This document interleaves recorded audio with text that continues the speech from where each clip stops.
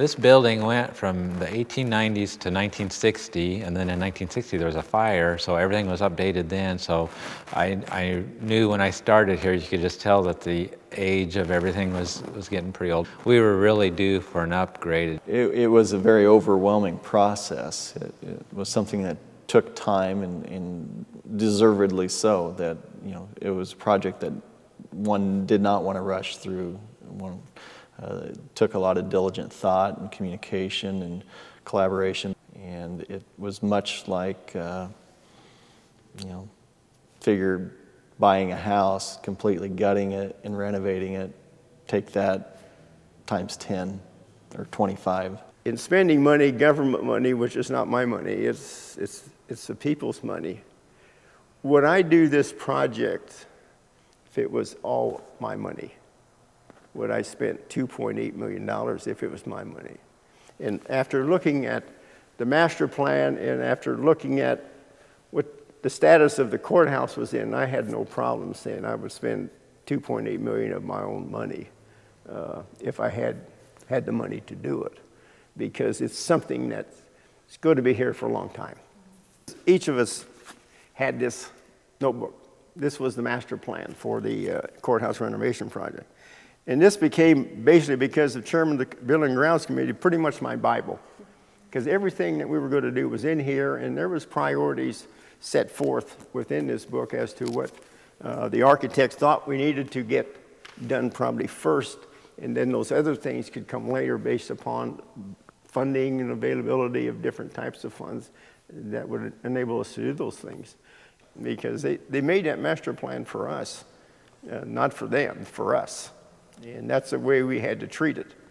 With board members coming on and leaving, it's nice to have a long-term plan, because a lot of times when that person would leave, you know, a lot of ideas would go with him, and so there's always a new board member coming on, and we'd have to kind of bring them up to speed. We as a county board felt that what we were going to do was what we needed to do to the courthouse to make it functional again. The heating and air conditioning, things of this nature. To us, it'd been nice to have the money to do this, but we didn't think at the time the taxpayers voted the $3 million to do this. And if somebody else wanted to donate monies to do it, this is thought would be the best way to go. So we spent around $65,000 to $70,000 to do the remodeling part, to open everything up. And that's when the Friends of the Courthouse got organized. I and a handful of other people here in Beatrice started the Friends of the Gage County Courthouse.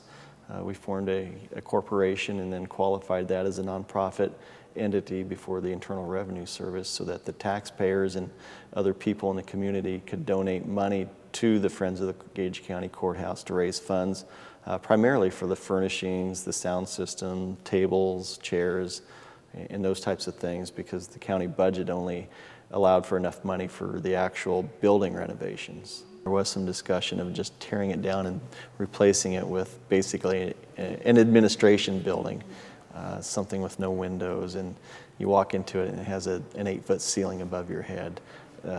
This is much, much better. And the way that they went about the renovation, they've spent the extra money now to put high quality construction materials